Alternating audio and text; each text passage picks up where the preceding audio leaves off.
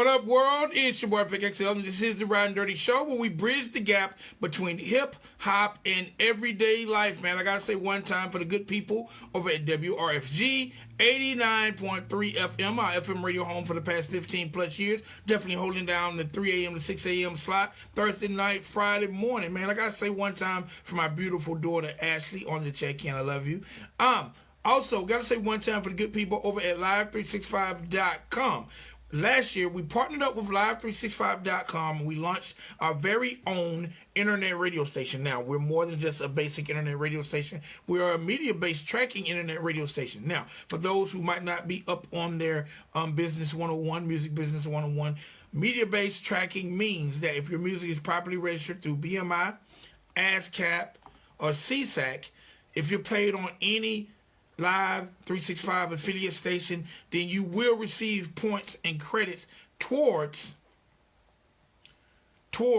royalties for your music for radio play. So make sure you guys handle the business on your music and make sure your music is properly registered. Now let me tell you a little bit about our station. Our station is Ride 95, the next in hip hop and R&B and country rap tunes. Okay, now the way to access our station is easy. Visit live365.com. Go to the search engine.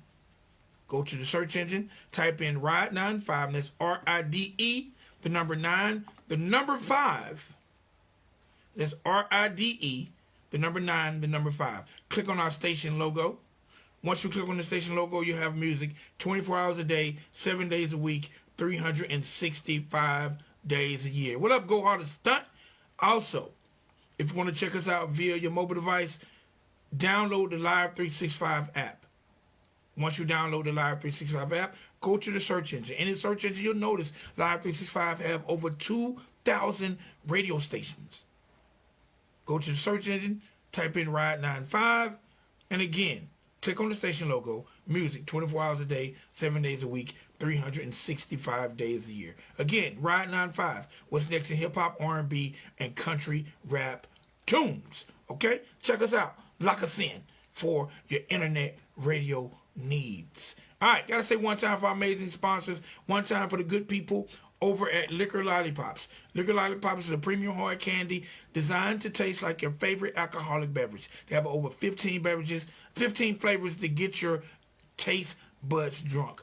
Be sure to visit them at liquorlollipops.com. Also, one time for the good people over at Hunnit Band Run. All right, Hunnit Band Run is a luxury clothing company brought to you by the Burning 50. Make sure you visit them at their brand new website, hunnitbandrun.com. That's 100BANDRUN.com. All right, one time for the good people over at J. Lawson Music Group. J. Lawson Music Group is an independent label based out of Atlanta with a lot of extreme talent. They're also home of the supergroup Fulton County. Be sure to visit them at J. Lawson Music Group on Facebook. Also, last but not least, one time for the good people over at El Carnell Michelada Mix. All right? Now, if you like micheladas, and as my friends say, tomato beer, if you like micheladas or michelada blend, or if you like homemade gummies, be sure to visit them on Facebook at El Carnell Mix. All right? Holla my man Ernesto. And all our sponsors, man. All our sponsors, make sure you let them know that you heard about their product, their brand on the Riding Dirty Show. Let them know Vic XL sent you. Become a friend, follow them, and possibly become a brand ambassador for any of those people we aforementioned. All right? All right, man. All right, so it's time to get into it, man. Y'all know what I like to do. Y'all know how I like to bring it. And ladies and gentlemen, boys and girls, this is the platform for those who have a story to tell. We are the voice of the voiceless. We are the voice of the independents. And ladies and gentlemen, boys and girls, today is no different than any other day on the Riding Dirty Show. So I want to welcome to the Riding Dirty Show, to the platform. And I'm going to tear this name up, so I'm going to have to get him to correct me. Rapper Uknomewel. Yeah. All right, look, the first thing I got to say... You know me well. You know me well. God damn it, bro. And look, it's right there in my face. You know me well. I'm thinking it's super scientific, making it harder than it needs to be. All right, rapper, you know me well. What's going on, my G? What's going on with it? What's good? Right and dirty. Man, Yeah. the first thing I gotta say is, man, I'm so humble and blessed for you to grace the show. Thank you for coming on. Thank you for having me, bro. All right, so man, let's get into it, man. Let's take a walk in the life of Uknomewel. First and foremost, man, let the people know where you're from and what made you realize that this was a avenue that you want to take for the rest of your life. All right. So I'm based out of Raleigh, North Carolina. You know what I'm saying? Southeast Raleigh. And as far as the music, what made me know this was a platform I wanted to pursue. I always wrote since I was like 11, 12, freestyling. I always had ambition to do music, but just actually pursuing it was more difficult than just wanting to do it. So I just actually started initiating the music in my life as a platform for me. Okay. Recently. Okay, now I gotta ask, North Carolina. Now we've had some breakout stars out of North Carolina. We had P.D. Pablo. We've had J. Cole. What's it like for an independent artist coming out of North Carolina? Well, honestly, I would think at this point it's kind of like somewhat of everywhere. Like with everything being more digital, it's kind of like trying to get the exposure and not sound like everybody else. Personally, for me, like not mimic what's out, but be original and still get the platform. Like that's more of what it is for me personally. Like, so it's like independent is the route now, so everyone can move accordingly if you market yourself, promote yourself, and make sure you bring yourself accordingly. So that's everywhere now. But for me as an authentic artist, as I like to say, it's like just bringing me more so than following the trend. So it's hard and it's a hustle. Like you got to hustle for it. All right, let's take a couple steps backwards. What was your childhood like growing up as Uknomewel, and at what age did you realize that, you know what, I think I want to professionally pursue this? All right, so growing up, it was like the environment was like conducive to like drugs. Like I said, I was from Southeast Raleigh, so it was real conducive to drugs. But I had good in-home, like with my mother, father. She was a teacher, so she guided me according to the best she knew. And still with that, like my immediate environment was drugs and streets. So it was a struggle. You get what I'm saying? And that's what I translate through my music. It was a struggle coming from where I come from to still be in the mindset that I'm in now as present and pursuing my dreams actively. And I knew I wanted to do music since I was like 13, 14. But I didn't want to actively be in the streets and doing music at the same time. Like I didn't think that would be a good fit for me as far as my career in music. So it took a while. Okay, now what made you eventually choose music over the streets? The realization that time waits for no one. When I came to the realization that time doesn't wait for anyone to do anything. You have to initiate what you want in the present for it to be later, received. Like what you put out, come back. So it was kind of like either now or never. Either I'm going to do the music or I'm not. So I made a conscious decision just to solely focus on the music and pull away from everything else. All right. Now, being an independent artist, and a lot of times, one thing a lot of independent artists speak on is they don't necessarily get the support of the DJs or radio. What's it like growing up in your area as an independent artist, and do you receive the support you feel like as an independent artist you should receive from your area? Well, honestly, no, I don't think that's ever something that's really initiated by DJs to just push independent artists. It's kind of like you have to already have a spotlight on you. But shout out to the DJs that I do know that support DJ Dessert and DJ T Money. Like you meet them as you go. But for the most, it's like a business, and it's not like no love. Not like, so you just take it for what it is. But no, to answer the question, not really. Like that's not what's going on. Okay. Who are some of your influences? Some of the older rappers, like Coogee Rap, Nas, Pop, Big, and then some for the current era, more like like I could even say Master P or like Gucci Man, the independent dog. Like they're my influence in the sense of entrepreneurship and business mindedness, and like just seeing them as myself and striving to come in where they came from. Like all those that do that, all the entrepreneur rappers, artists, like they're my motivation and my influence, and the ones that came before us. Okay, all right. Now, tell me a little bit about the sound of You Know Me Well. Like, what will fans get from listening to your music? They'll get a influx of different sounds, like in the sense of direction with the songs. Like I like to go outside of my comfort zone and write. I'm more so a writer, I would like to say, than an artist too. Like I prefer to write melodies and songs. So it'd be like, harmonic, and it'd be soulful. It'd be you hear trap. You get what I'm saying? You'll hear a mix of different sounds, but I like to say authentic rap or soul rap. That's what you're going to get, something for my soul. Okay. Now, I got to ask, man, that name, You Know Me Well, how'd that name come about?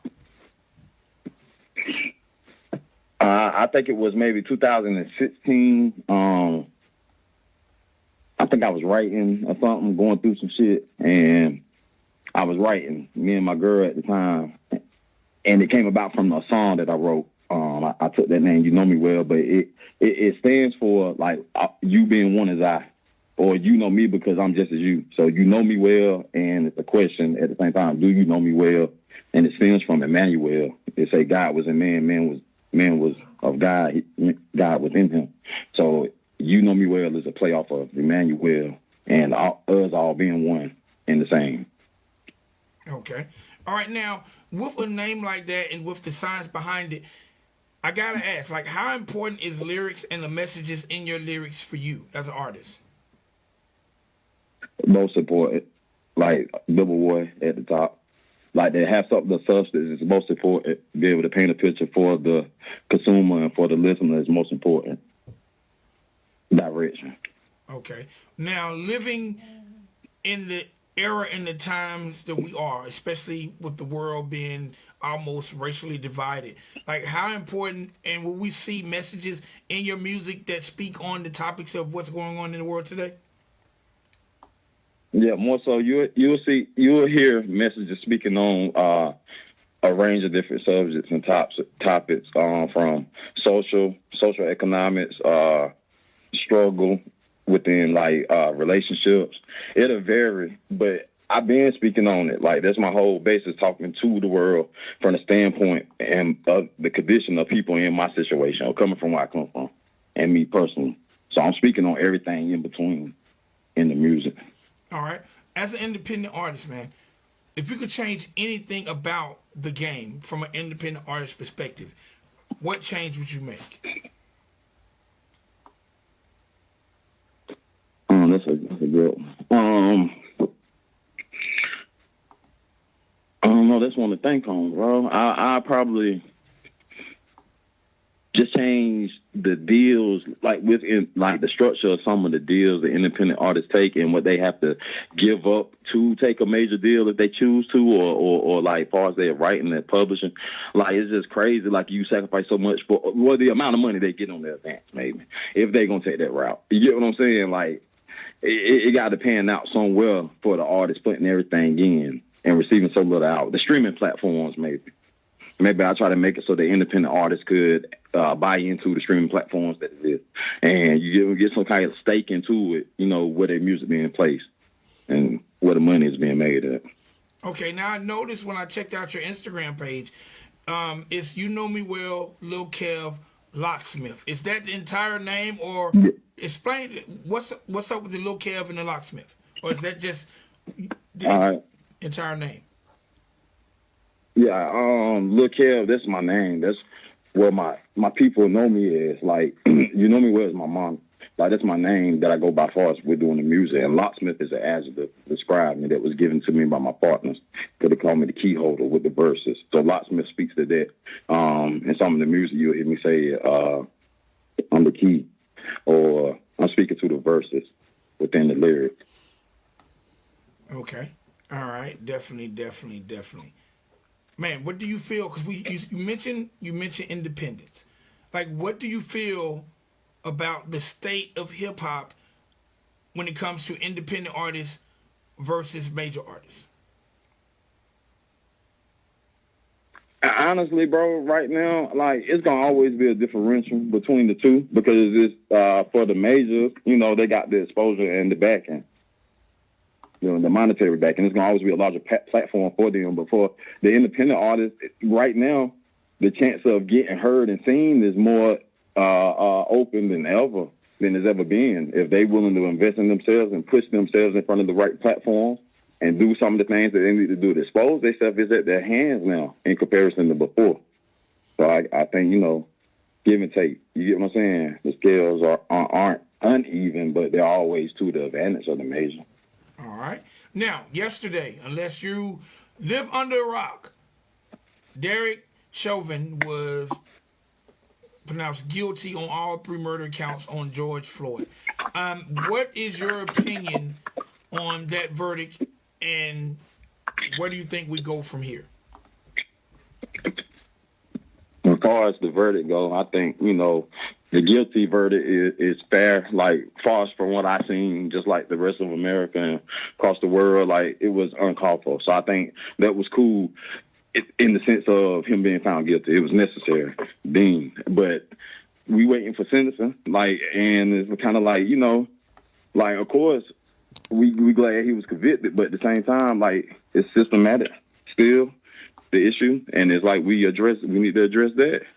It's a systematic issue. We know that. We know what's going on with prejudice in America. We're not blind to it. It's not the first time.